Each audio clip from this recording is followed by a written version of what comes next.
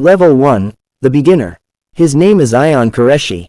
He is 19 years old, sitting in a dim apartment lit only by the pale glow of a second-hand monitor. The fan above him clicks every few seconds like it's counting down to something important. He downloads his first hacking tool from a forum that looks like it was built when dial-up internet was still impressive. The banner is pixelated. The layout is broken. The usernames are aggressive combinations of numbers and ego. He barely understands half the terminology. But the tutorial is simple. Install, run, target, wait. He runs it against his neighbor's Wi-Fi network. Not because he hates his neighbor. Not because he needs the internet. Because the tutorial says to. The tool scrolls text across his screen in neon green lines meant to look impressive. Ayan doesn't understand the packets being captured, the handshake being forced, the cryptographic weakness being exploited. Then the password appears. Jennifer 1985. The moment is quiet. No explosion. No music swelling in the background. Just a blinking cursor. But something fundamental shifts inside him. A barrier that seemed solid dissolves into thin air. He didn't break the lock. He pressed a button someone else designed to break it. The realization is intoxicating. His friends think he's a genius. He lets them believe it. The truth is less glamorous. He's what the forums call a script kiddie.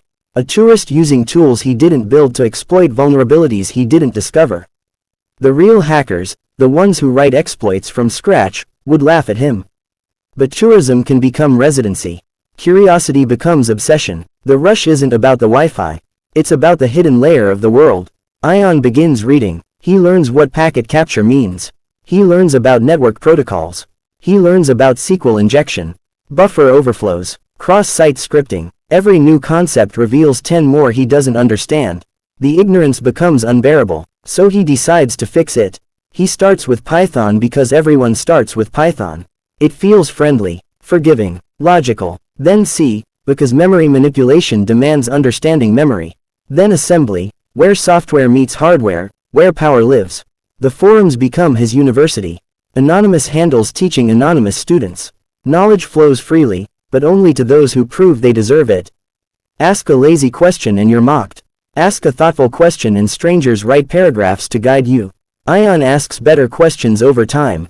He writes small scripts. He modifies open source tools. He begins understanding the machinery instead of just pressing buttons. His first original exploit is painfully simple. A web contact form that fails to sanitize input. He injects SQL through the message field, and the database spills onto his screen. Usernames, emails, hashed passwords, MD5. He recognizes the weakness immediately. He doesn't use the data. He just stares at it. Because this time, it wasn't someone else's tool doing the thinking. It was him. He crossed a line, from consumer to creator. Cost of obsession. Late nights stack into early mornings. He misses classes. He loses part-time jobs. Girlfriends complain he's distant. How do you explain lateral movement in a corporate network to someone who thinks you're just good with computers? Isolation feels like focus. Focus feels like purpose. Purpose feels like power. And power is addictive. Level 2, the freelancer. Money enters quietly. A message from someone who noticed his forum posts. Handle: Zero Atlas. Offer: security testing. Paid: crypto only. Ayan doesn't say yes immediately. He researches the client the only way he knows how, through metadata, domain registrations, server misconfigurations. The company is real. The gray area is gray. He rationalizes. Security research. The target is a competitor's infrastructure. Find vulnerabilities. Document them. What happens after? Not his concern. 3 weeks later, he delivers a polished report. 4 critical vulnerabilities. Account takeover via insecure token validation. SQL injection in reporting module. Privilege escalation through misconfigured IAM roles. Service disruption through rate limit bypass. He writes it like a corporate consultant. Professional. Clean. Detailed. He gets paid. No arrests. No headlines. Just cryptocurrency appearing in a wallet address he generated in a virtual machine that never touches his real identity. Money changes things. Better hardware. More time. No more retail jobs. He takes more contracts. Always pseudonymous. Always compartmentalized. VPN chains across jurisdictions. Encrypted communication. Burner machines. Air-gapped storage. Operational security becomes instinct. He deletes social media. Avoids photos. Keeps his life intentionally small. He becomes a ghost online. And slowly, a ghost offline too. Rationalization. He tells himself, I'm not hurting anyone. These companies have insurance. I'm exposing problems. The people behind the data are abstractions. Rows in databases. The rationalizations get smoother each time he repeats them. His reputation grows under his handle. Cipher shade. Reliable. Professional. Discreet. The crypto wallet grows. He doesn't spend it. Spending attracts attention. Attention is risk. Risk is prison. Level 3. The specialist. Every hacker eventually specializes. The field is too vast. Some choose web apps. Some choose hardware. Ion chooses financial systems. Banks. Payment processors. Cryptocurrency exchanges. High value. High security. High reward. His first major intrusion takes 8 months of preparation. A mid-size bank. He doesn't attack directly. He targets a third-party vendor providing customer support software. The vendor's defenses are weaker.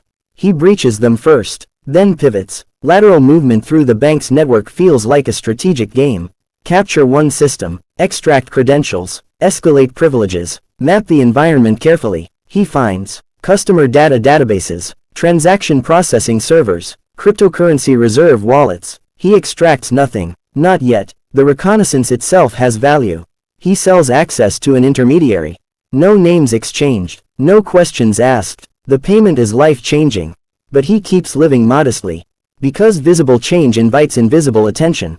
His techniques evolve. Sophisticated phishing campaigns, credential harvesting frameworks, persistence mechanisms surviving reboots, custom privilege escalation chains. He learns something unsettling. The weakest link is almost always human.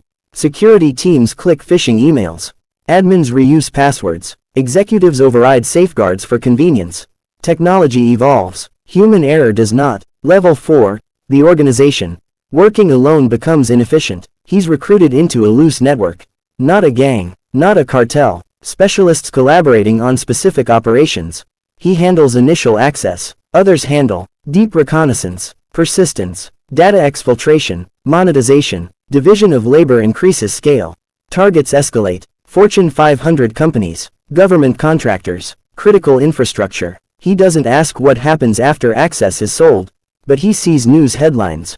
Ransomware shutting down hospitals during a pandemic. Customer data leaks. Bank accounts drained. The rationalizations begin cracking. He tells himself, I only opened the door. But doors open into real lives.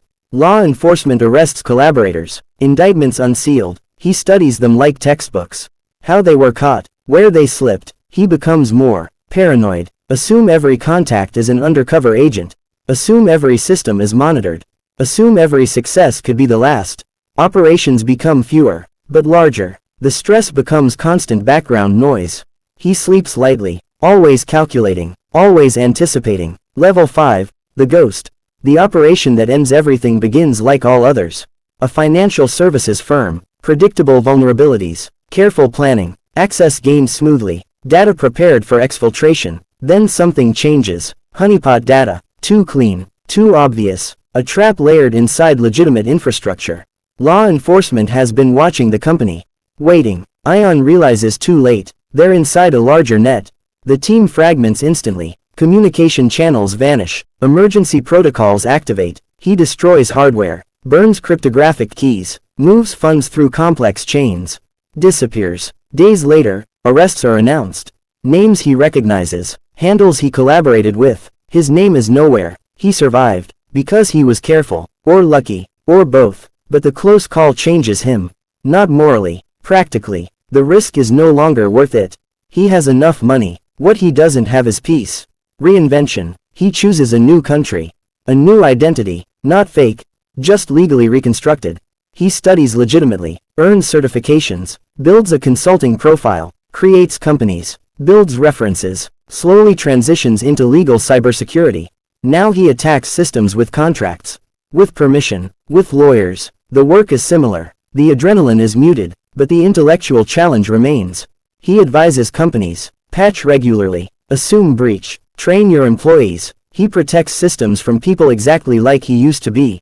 Sometimes he recognizes techniques he pioneered. Seeing his own patterns in criminal campaigns. He is fighting his own legacy. The illegal fortune remains frozen in cold wallets.